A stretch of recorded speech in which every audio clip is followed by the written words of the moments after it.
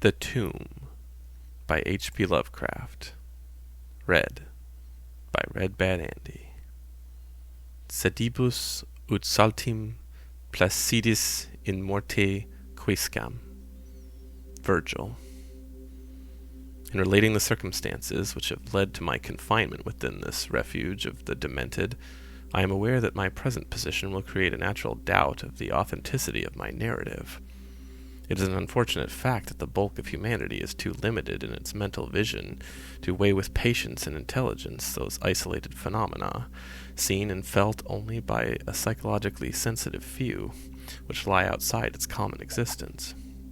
Men of broader intellect know that there is no sharp distinction betwixt the real and the unreal, that all things appear as they do only by virtue of the delicate, individual, physical, and mental media through which we are made conscious of them.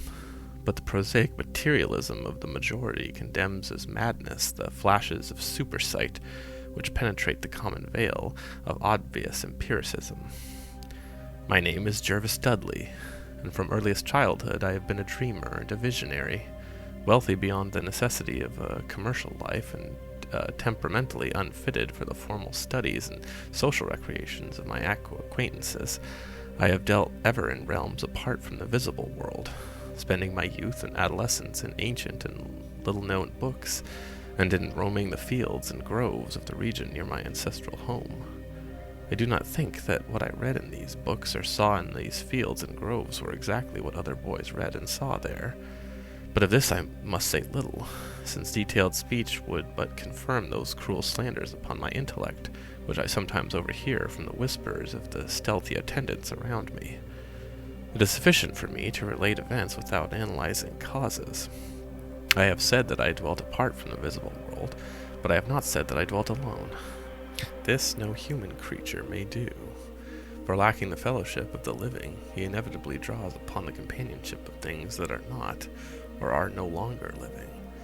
Close by my home there lies a singular wooded hollow, in whose twilight deeps I spent most of my time, reading, thinking, and dreaming. Down its moss-covered slopes my first steps of infancy were taken, and around its grotesquely gnarled oak trees my first fancies of boyhood were woven. Well did I come to know the presiding dryads of those trees, and often have I watched their wild dances in the struggling beams of a waning moon. But of these things I must not speak. I will tell only of the lone tomb in the darkest of the hillside thickets, the deserted tomb of the Hydes, an old and exalted family whose last direct descendant had been laid within its black recesses many decades before my birth. The vault to which I refer is of ancient granite, weathered and discolored by the mists and dampness of generations. Excavated back into the hillside, the structure is visible only at the entrance. The door, a ponderous and forbidding slab of stone, hangs upon rusted iron hinges, and it's fastened ajar in a queerly sinister way by means of heavy iron chains and padlocks, according to a gruesome fashion of half a century ago. The abode of the race whose scions are here, inured, had once crowned the declivity which holds the tomb, but had long since fallen victim to the flames which sprang up from a disastrous stroke of lightning. Of the midnight storm which destroyed this gloomy mansion, the older inhabitants of the region sometimes speak in hushed and uneasy voices, alluding to what they call divine wrath, in a manner that in later years vaguely increased the always strong fascination which I felt for the forest-darkened sepulchre. One man only had perished in the fire, when the last of the Hydes was buried in this place of shade and stillness. The sad urnful of ashes had come from a distant land, to which the family had repaired when the mansion burned down. No one remains to lay flowers before the granite portal, and few care to brave the depressing shadows which seem to linger strangely about the water-worn stones. I shall never forget the afternoon when first I stumbled upon the half-hidden house of death. It was in midsummer, when the alchemy of nature transmutes the sylvan landscape to one vivid and almost homogeneous mass of green, when the senses are well nigh intoxicated with the surging seas of moist verdure and the subtlety and definable odors of the soil and the vegetation. In such surroundings the mind loses its perspective. Time and space become trivial and unreal, and echoes of a forgotten prehistoric past beat insistently upon the enthralled consciousness.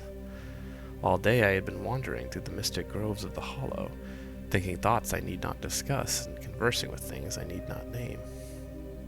In years a child of 10, I had seen and heard many wonders unknown to the throng, and was oddly aged in certain respects, when upon forcing my way through 2 savage clumps of briars, I suddenly encountered the entrance of the vault. I had no knowledge of what I had discovered. The dark blocks of granite, the door so curiously ajar, and the funeral carvings above the arch aroused in me no associations of mournful or terrible character. Of graves and tombs I knew and imagined much, but had, on account of my peculiar temperament, been kept from all personal contact with churchyards and cemeteries. The strange stone house on the woodland slope was to me only a source of interest and speculation, and its cold, damp interior, into which I vainly peered through the aperture so tantalizingly left, contained for me no hint of death or decay. But in that instant of curiosity was born the madly unreasoning desire which has brought me to this hell of confinement. Spurred on by a voice which must have come from the hideous soul of the forest, I resolved to enter the beckoning gloom in spite of the ponderous chains which barred my passage. In the waning light of day, I alternately rattled the rusty impediments, with a view to throwing wide the stone door, and essayed to squeeze my slight form through the space already provided. But my plan met with success. At first curious, I was now frantic, and when in the thickening twilight I returned to my home, I had sworn to the 100 gods of the grove that at any cost I could someday force an entrance to the black, chilly depths that seemed calling out to me. The physician, with the iron-gray beard who comes each day to my room, once told a visitor that this decision marked the beginning of a pitiful monomania, but I will leave final judgment to my readers, when they shall have learnt all. The months following my discovery were spent in futile attempts to force the complicated padlock of the slightly opened vault, and in carefully guarded inquiries regarding the nature and history of the structure. With the traditionally receptive ears of the small boy, I learned much, though a habitual secretiveness caused me to tell no one of my information or my resolve. It is perhaps worth mentioning that I was not at all surprised or terrified on learning of the nature of the vault. My rather original ideas regarding life and death had caused me to associate the cold clay with the breathing body in a vague fashion, and I felt that the great and sinister family of the burned-down mansion was in some way represented within the stone space I sought to explore. Mumbled tales of the weird rites and godless revels of bygone years in the ancient hall gave to me a new and potent interest in the tomb, before whose door I would sit for hours at a time each day. Once I thrust a candle within the nearly closed entrance, but could see nothing save a flight of damp stone steps leading downward. The odor of the place repelled yet bewitched me. I felt I had known it before, in a past remote beyond all recollection, beyond even my tenancy of the body I now possess. The year after I first beheld the tomb, I stumbled upon a worm-eaten translation of Plutarch's Lives in the book-filled attic of my home. Reading the life of Theseus, I was much impressed by that passage, telling of the great stone beneath which the boyish hero was to find his tokens of destiny, whenever he should become old enough to lift its enormous weight. This legend had the effect of dispelling my keenest impatience to enter the vault, for it made me feel that the time was not yet ripe. Later, I told myself I should grow to a strength and ingenuity which might enable me to unfasten the heavily chained door with ease, but until then I would do better by conforming to what seemed the will of fate. Accordingly, my watches by the dank portal became less persistent, and much of my time was spent in other, though equally strange pursuits. I would sometimes rise very quietly in the night, stealing out to walk in those churchyards and places of burial from which I had been kept by my parents. What I did there I may not say, for I am now not sure of the reality of certain things. But I know that on the day after such a nocturnal ramble, I would often astonish those about me with my knowledge of topics almost forgotten for many generations. It was after a night like this that I shocked the community with a queer conceit about the burial of the rich and celebrated Squire Brewster, a maker of local history, who was interred in 1711, and whose slate headstone bearing a graven skull and crossbones was slowly crumbling to powder. In a moment of childish imagination, I vowed not only that the undertaker, Goodman Simpson, had stolen the silver-buckled shoes, silken hose, and satin small clothes of the deceased before burial, but that the squire himself, not fully inanimate, had turned twice in his mound-covered coffin on the day after interment. But the idea of entering the tomb never left my thoughts, being indeed stimulated by the unexpected genealogical discovery that my own maternal ancestry possessed at least a slight link with the supposedly extinct family of the Heights. Last of my paternal race, I was likewise the last of the older and more mysterious line.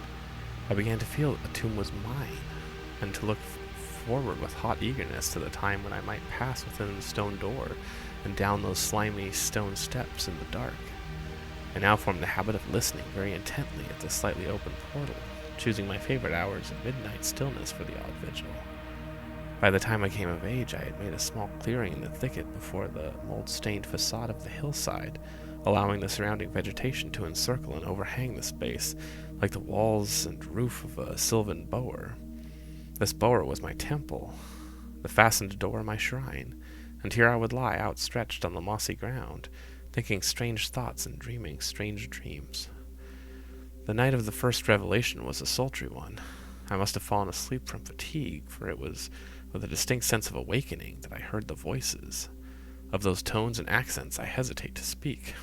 Of their quality I will not speak, but I may say that they presented certain uncanny differences in vocabulary, pronunciation, and mode of utterance. Every shade of New England dialect, from the uncouth syllables of the Puritan colonists to the precise rhetoric of 50 years ago, seemed represented in the shadowy colloquy, though it was only later that I noticed the fact. At the time, indeed, my attention was distracted from this matter by another phenomenon, a phenomenon so fleeting that I could not take oath upon its reality. I barely fancied that as I awoke, a light had been hurriedly extinguished within the sunken sepulchre. I do not think I was either astounded or panic-stricken, but I know that I was greatly and permanently changed that night. Upon returning home, I went with much directness to a rotting chest in the attic, wherein I found the key, which next day unlocked with ease the barrier I had so long stormed in vain.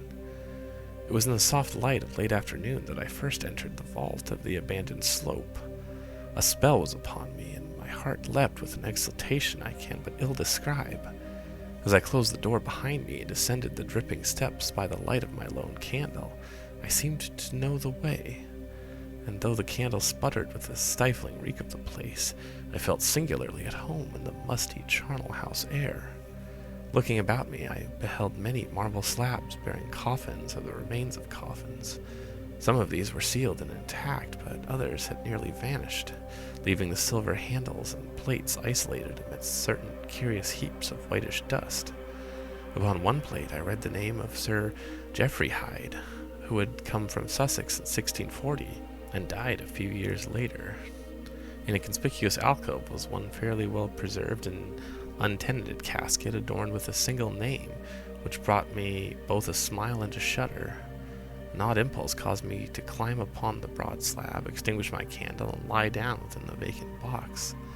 In the gray light of dawn, I staggered from the vault and locked the chain of the door behind me. I was no longer a young man, though but 21 winters had chilled my bodily frame.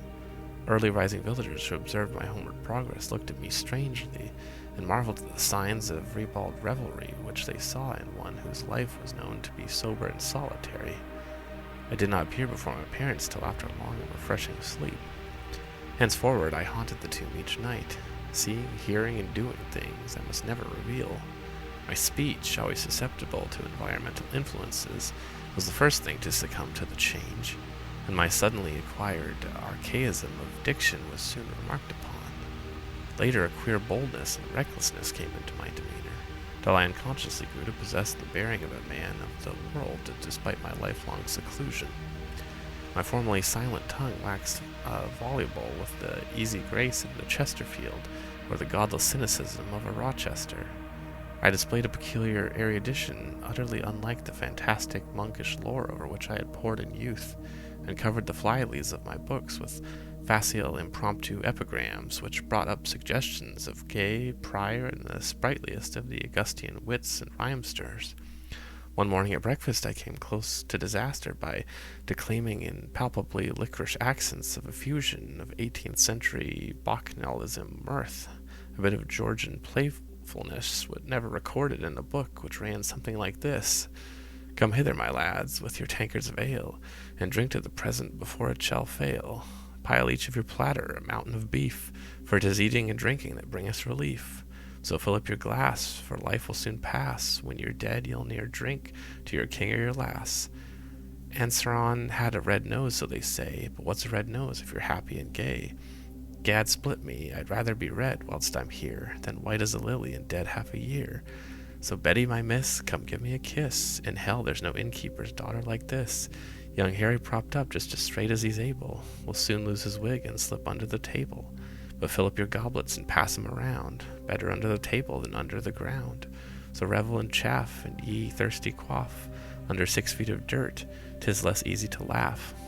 The fiends strike me blue, I'm scarce able to walk, and damn me if I can't stand upright or talk. Your landlord bid Betty to summon a chair.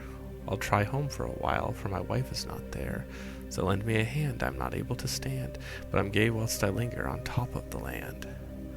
About this time I conceived my present fear of fire and thunderstorms. Previously indifferent to such things, I had now an unspeakable horror of them, and would retire to the innermost recesses of the house whenever the heavens threatened an electrical display. A favorite haunt of mine during the day was the ruined cellar of the mansion that had burned down, and in fancy I would picture the structure as it had been in its prime.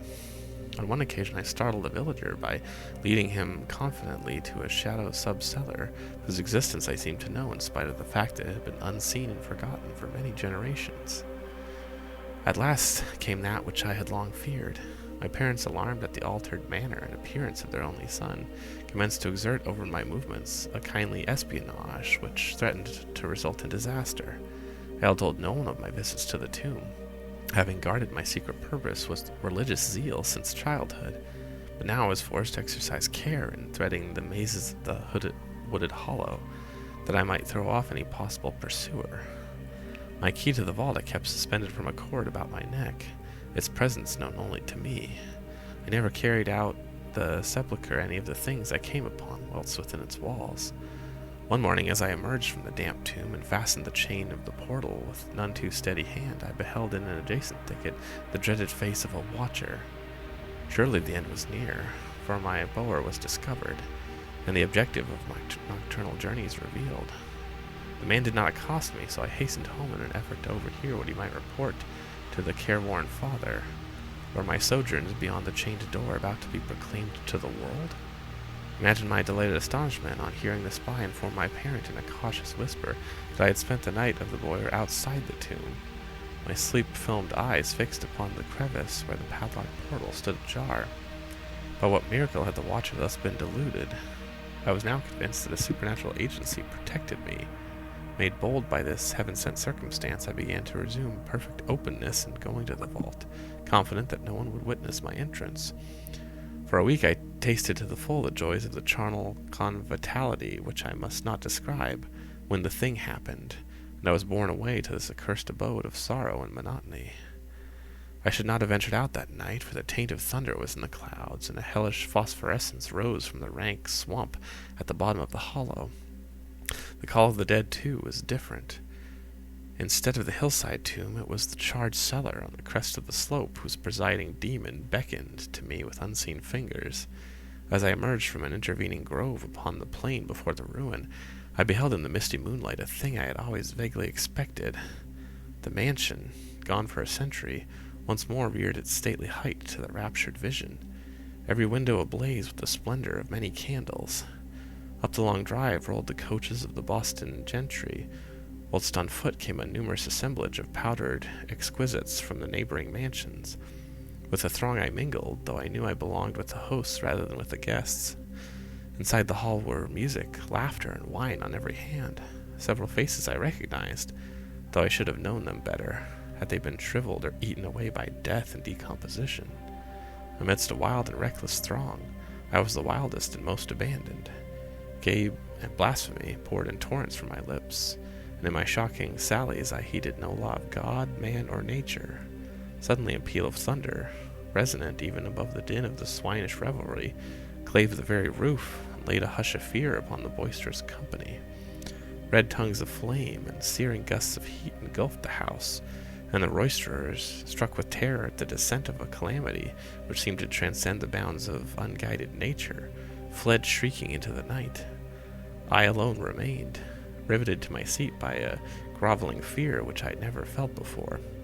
And then a second horror took possession of my soul. Burnt alive to ashes, my body dispersed by the four winds, I might never lie in the tomb of the Hydes. Was not my coffin prepared for me? Had I not a right to rest till eternity amongst the descendants of Sir Geoffrey Hyde? I would claim my heritage of death, even though my soul goes seeking through the ages for another corporeal tenement, to represent it on the vacant slab in the alcove of the vault.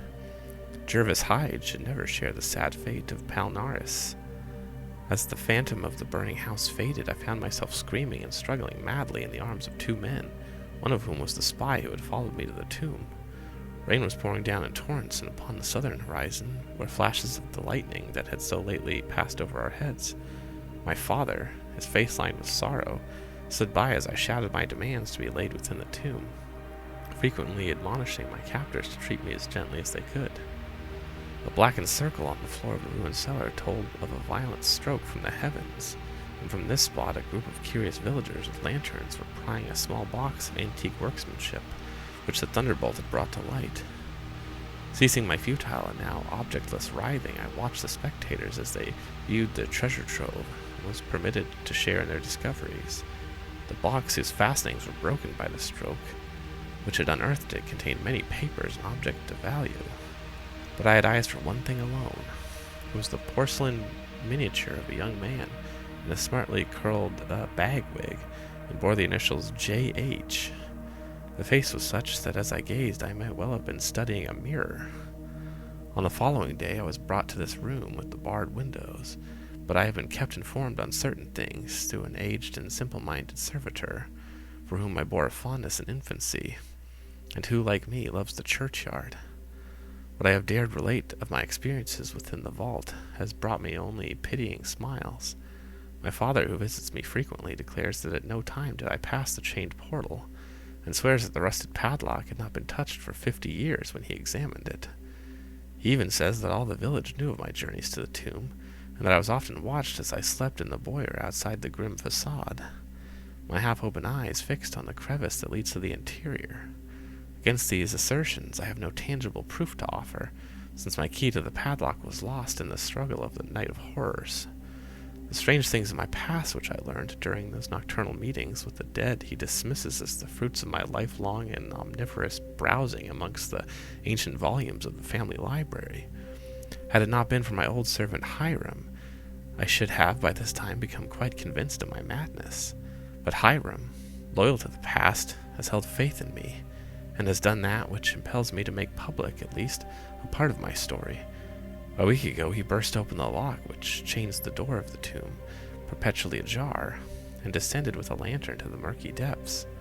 On a slab in an alcove he found an old but empty coffin, whose tarnished plate bears the single word, Jervas. In that coffin, and in that vault, they have promised me I shall be buried.